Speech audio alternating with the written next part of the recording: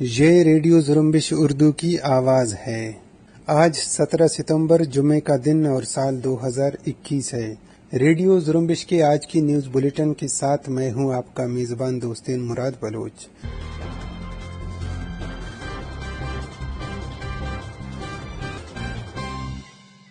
Radio Zrumbesh کے آج کی نیوز بلیٹن میں بلوچستان سمیت علاقائی اور عالمی خبریں شامل ہیں۔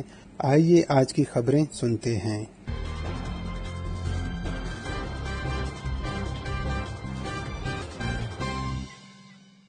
کیچ میں دستی بم حملہ ہوا ہے جس میں ایک شخص کے زخمی ہونے کی اطلاع ملی ہے۔ مقامی ذرائع سے موصول ہونے والی اطلاعات کے مطابق حملہ کیچ کے مرکزی شہر تربت میں نیشنل بینک کے قریب ہوا، جس کی زد میں آ کر ایک شخص زخمی جبکہ ایک موٹر سائیکل اور ایک گاڑی کو جزوی نقصان پہنچا۔ مقامی ذرائع کے مطابق نامعلوم افراد کا نشانہ بینک کے قریب قائم قابض پاکستانی فورسز کی چوکی تھا، جس کی زد میں یہ لوگ آ گئے۔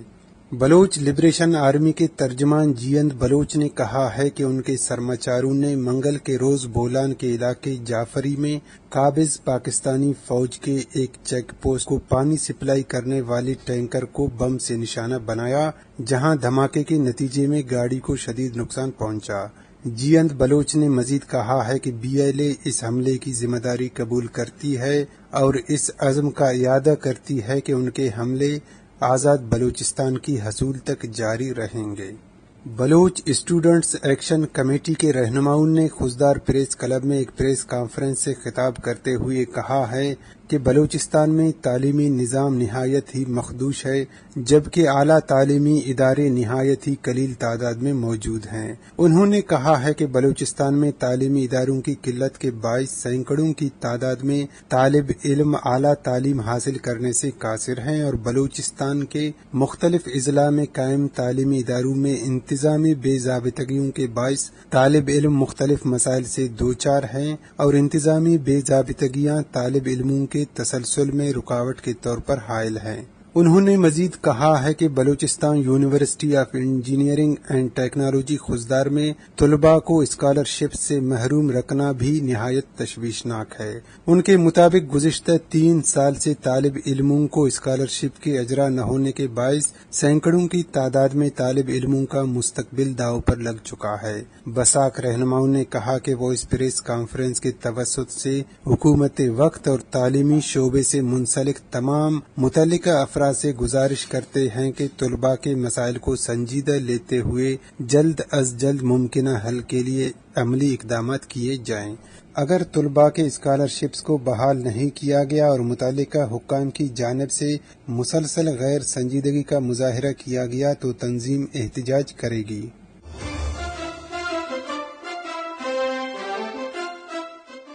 بلوچستان کے کٹھ پتلی وزیر اعلیٰ جام کمال نے کہا ہے کہ انہوں نے ساری زندگی سیاست کی ہے، لہٰذا وہ تحریک عدم اعتماد کو سیاسی طور پر دیکھیں گے اور جس طرح انہوں نے 3 سال گزارے ہیں اسی طرح اپنی باقی مدت بھی پوری کریں گے۔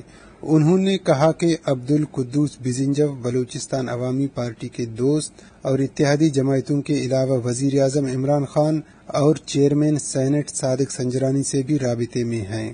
جام کمال نے ایک نجی ٹی وی کو انٹرویو دیتے ہوئے کہا کہ اپوزیشن 2-3 سال سے کوشش کرتی رہی ہے، بجٹ اور دیگر چیزوں پر بڑا دھرنا بھی دیا اور اب بھی اپوزیشن عدم اعتماد کی ایک ریکوزیشن جمع کرائی ہے اور ان کی کوشش ہے کہ بلوچستان عوامی پارٹی ہو یا اتحادی جماعتوں کو اپنی طرف کھینچیں تاکہ وہ عدم اعتماد میں ان کا ساتھ دیں۔ بلوچستان کی کٹھ پتلی حکام نے قانون نافذ کرنے والے اداروں کو حکم دیا ہے کہ وہ بلوچستان میں غیر قانونی طریقے سے آنے والے لوگوں اور غیر ملکی باشندوں کو پناہ دینے والے لوگوں کے خلاف بھی کارروائی کریں۔ اطلاعات کے مطابق یہ فیصلہ چیف سیکریٹری بلوچستان مظہر نیاز رانا کی زیر صدارت ایک اعلیٰ سطحی اجلاس میں کیا گیا ہے۔ چیف سیکریٹری بلوچستان نے بلوچستان کے تمام داخلی راستوں پر کڑی نظر رکھنے کی ہدایت کی ہے اور کہا ہے کہ غیر قانونی طور پر داخل ہونے والے غیر ملکی باشندوں کے خلاف فارنرز ایکٹ کے تحت کارروائی عمل میں لائی جائے۔ پاکستان کے وزیر اعظم عمران خان نے امریکی نشریاتی ادارے CNN کو اسلام آباد میں ایک انٹرویو دیتے ہوئے کہا ہے کہ پاکستان کو افغانستان میں موجود داعش کے دہشت گردوں، بلوچ آزادی پسندوں اور تحریک طالبان پاکستان سے حملوں کا خطرہ ہے۔ عمران خان کا مزید کہنا تھا کہ غیر مستحکم افغانستان دوبارہ شدت پسندوں کے لیے محفوظ ٹھکانہ بن سکتا ہے، جو باعث تشویش ہے۔ عمران خان کا کہنا تھا کہ اس وقت کوئی بھی پیش گوئی نہیں کر سکتا کہ افغانستان کہاں جائے گا۔ بندوبست پاکستان خیبر پختونخوا کے قبائلی علاقے جنوبی وزیرستان کے تحصیل لدہ میں مسلح افراد اور پاکستانی فوج کے مابین ایک جھڑپ میں 7 پاکستانی فوجی اہلکار ہلاک ہوئے ہیں۔ حملے کی ذمہ داری تحریک طالبان پاکستان نے قبول کرتے ہوئے کہا ہے کہ ٹی ٹی پی نے اس حملے میں 9 پاکستانی اہلکاروں کو ہلاک اور 3 کو زخمی کیا۔ ٹی ٹی پی ترجمان کے مطابق پاکستانی فورسز نے ان کے ساتھیوں کو گھیرنے کی کوشش کی تو جوابی حملے میں پاکستانی فورسز کے اہلکار ہلاک ہوئے۔ ٹی ٹی پی نے ایک اور حملے کی ذمہ داری قبول کرتے ہوئے کہا ہے کہ شمالی وزیرستان کی تحصیل رزمک میں ایک پاکستانی فوجی کو ان کے مجاہدین نے سنائپر سے نشانہ بنا کر قتل کیا۔ یورپی یونین کی پارلیمان میں افغانستان کی صورتحال پر ایک قرارداد پیش کی گئی ہے، جس میں پاکستان کے جی ایس پی پلس اسٹیٹس پر نظر ثانی کے لیے طالبان پر ان کے اثر و رسوخ کو مد نظر رکھنے کی تجویز دی گئی ہے۔ یورپی پارلیمان میں افغانستان کے معاملے پر 14 ستمبر کو ہونے والے اجلاس میں قرارداد پیش کی گئی، جس میں نہ صرف پاکستان پر طالبان کو تحفظ دینے کا الزام عائد کیا گیا بلکہ مزید یہ بھی کہا گیا ہے کہ اس نے طالبان کو عسکری امداد بھی فراہم کی تاکہ وہ افغانستان پر قبضہ کر سکے۔ قرارداد میں کہا گیا ہے کہ پنجشیر کے صوبے میں احمد مسعود کی قیادت میں قومی مزاحمتی محاذ نے طالبان سے مقابلہ جاری رکھا ہے، جہاں پاکستان نے طالبان کو اسپیشل فورسز اور فضائی مدد دی ہے۔ اس قرارداد میں یورپی پارلیمان کے خارجہ امور کی محکمہ EEAS کو کہا گیا ہے کہ وہ پاکستانی قیادت تک یہ پیغام پہنچائے کہ افغانستان میں سلامتی اور استحکام کی ذمہ داری اس پر عائد ہوتی ہے اور مستقبل میں پاکستان کا GSP پلس اسٹیٹس کا دوبارہ جائزہ لیتے وقت پاکستان کے طالبان پر اثر و رسوخ کو مد نظر رکھا جائے گا اور اس بنیاد پر فیصلہ کیا جائے گا کہ آیا پاکستان کا GSP پلس اسٹیٹس واپس لیا جائے یا اسے رہنے دیا جائے۔ یورپی یونین نے افغانستان کے لیے 10 کروڑ یورو امداد دینے کا اعلان کیا ہے۔ عالمی خبر رساں ادارے AFP کے مطابق یورپی یونین کے سربراہ نے افغانستان کے لیے اضافی امداد کا اعلان کیا، جس کا کہنا تھا کہ 27 ملکوں کا اتحاد افغان شہریوں کے ساتھ کھڑا ہے۔ اس حوالے سے اپنے خطاب میں یورپی یونین کے سربراہ کا کہنا تھا کہ ہمیں اپنے طور پر تمام اقدامات کرنے ہوں گے تاکہ قحط اور انسانی بحران کے خطرات کو ٹال سکیں، اور ہم خود اس حوالے سے بھی اقدامات کر رہے ہیں، لہٰذا ہم افغانستان کے لیے انسانی ہمدردی کی مد میں دینے والے امداد میں 10 کروڑ یورو کا اضافہ کریں گے۔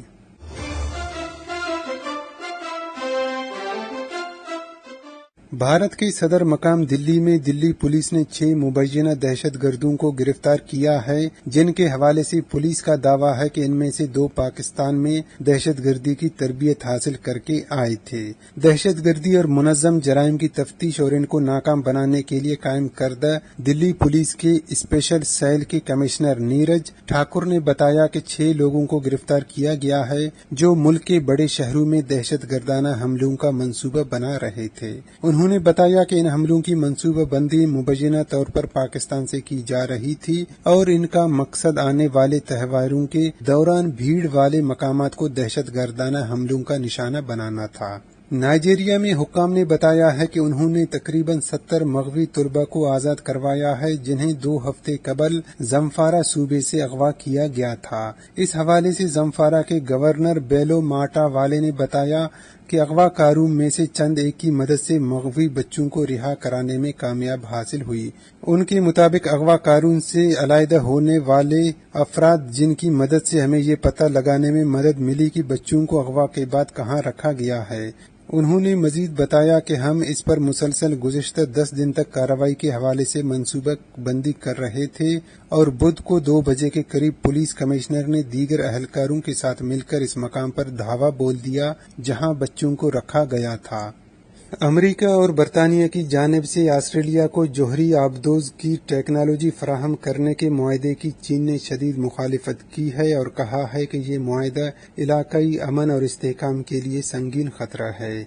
इससे असलहे की दौड़ में इजाफा होगा। इस हवाले से तर्जुमान चीनी वजारत खारिजा का एक प्रेस ब्रीफिंग में कहना था कि अमेरिका बरतानिया एटमी बरामदात को जियो पॉलिटिकल गेम्स के आले के तौर पर इस्तेमाल करते हैं। उन्होंने कहा कि ऑस्ट्रेलिया को जोहरी आबदोज की टेक्नोलॉजी बरामद करना अमेरिका और बरतानिया के दोहरे मयार का अकास और इंतहाई गैर जिम्मेदाराना रवैया है। चीनी तर्जुमान का कहना था कि इस मुआहदे ने जोहरी अदम फैलाव के वादों की पासदारी में ऑस्ट्रेलिया के अखलास पर सवाल उठा दिए हैं।